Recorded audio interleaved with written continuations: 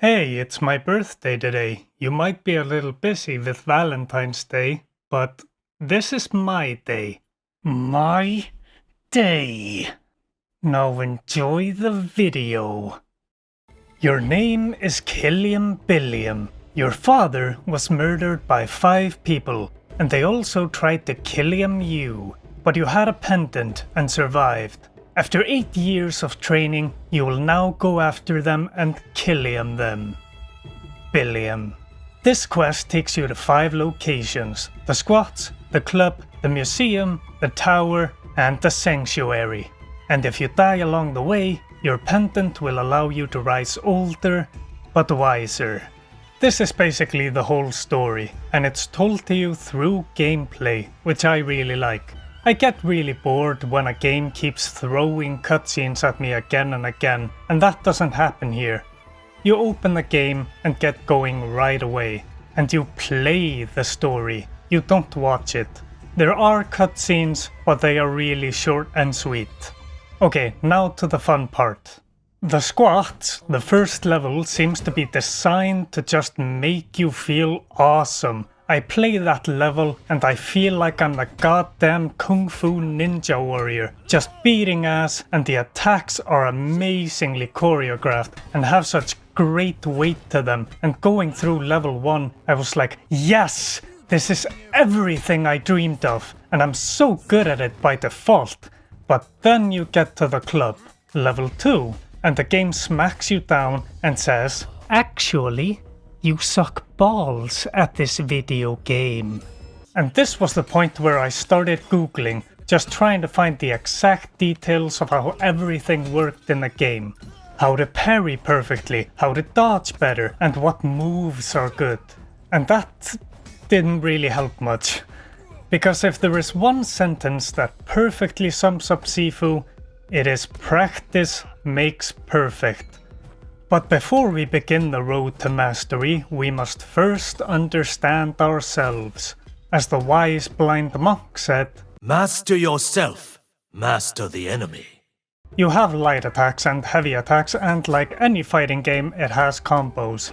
You can't block, and if you do it just before an attack, you can parry. And you can hold the block down, and if you move the left stick in a direction, you can avoid in that direction, up or down. So like ducking and weaving. The directions are inverted, by the way, so dodging a high attack means moving the stick down. You also have a dodge, which is also the running button, circle or B to pick up weapons and attack people on the ground, A or X to interact with the world or climb. You also have this focus ability, which lets you do stronger attacks. Some of these you will have to unlock with a leveling system, which you can access through statues or dying. Those statues can also give you an upgrade, like getting more health on a takedown or more damage with weapons, just like any roguelike. So dying. You get the opportunity to invest your XP into unlockable skills, and then aging by 1 year to rise again. However, after that first death, the next time you age it will be 2 years, then 3, then 4, then 5. Okay, I think you get it. Now that we understand ourselves better, we can take the fight to the criminals. And my god, is fighting the criminals fun. The animations are so good to look at. It awakens some primal part of me that screams with every blow I see in the game. And the visuals are so beautiful, it's like a comic book or visual novel. Not those ones, you degenerates. The normal ones. Ugh. Why are you the way that you are? This game challenges you. It challenges you to be better. It trains you in a harsh way, either through repetition or forcing you to improve your reaction span. Because if you don't try to improve, you will fail. And that's one of the 2 reasons I don't even get mad when I die. I mean, sure, sometimes I get a little pissy when I was sure that I did dodge there, but that didn't happen that often. In 99.9% of cases, me getting hit is my fault.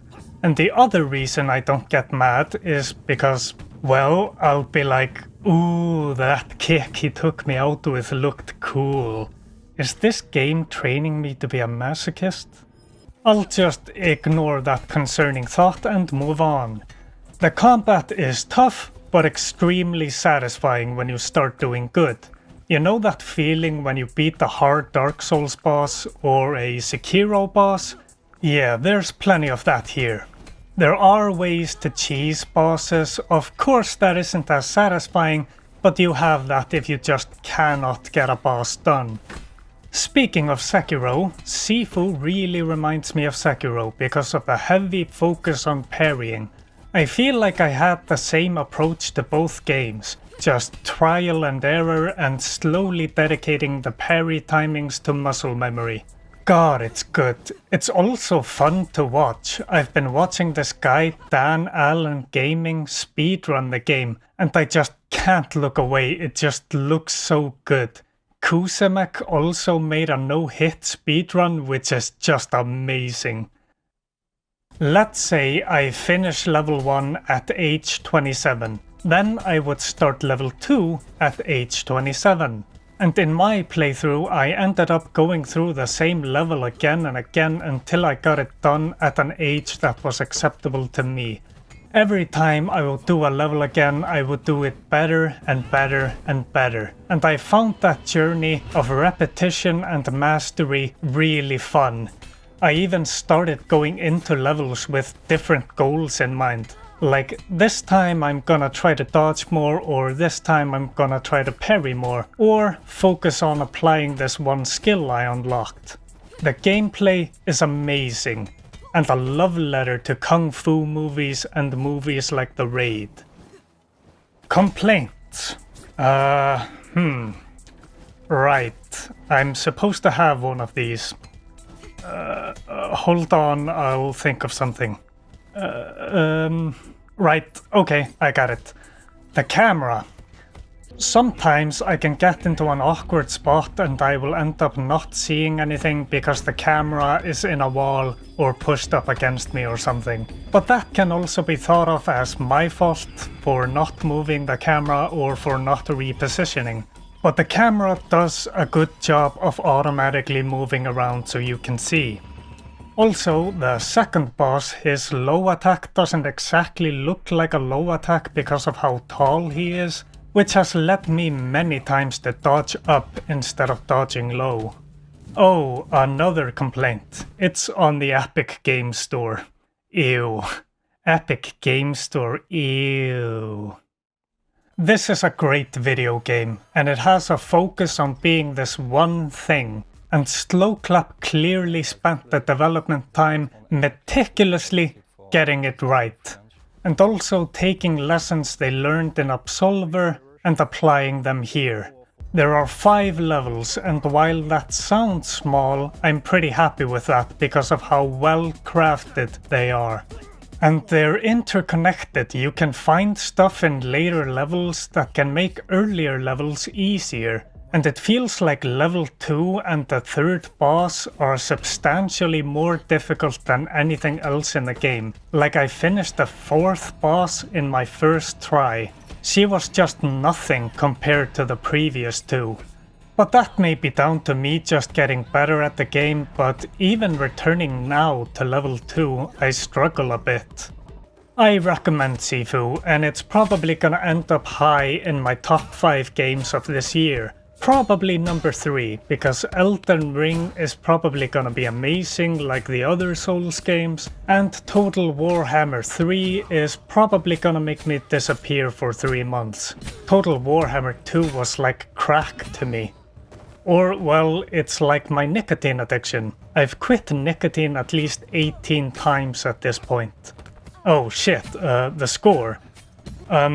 There's a scene here that's pretty much a reference to that hallway scene in Oldboy, so I give this game a 2003 Oldboy out of the 2013 Oldboy, which means this game is really good. And you're gonna have a great time playing it after a year when you buy it on Steam. As always, if you have questions about the game or want to talk about it, I'm always active in the comments. There's also the Discord. Subscribe for future videos on Lost Ark, Elden Ring and Total Warhammer 3. And if you're playing Sifu, don't give up. You can do it. Just keep going.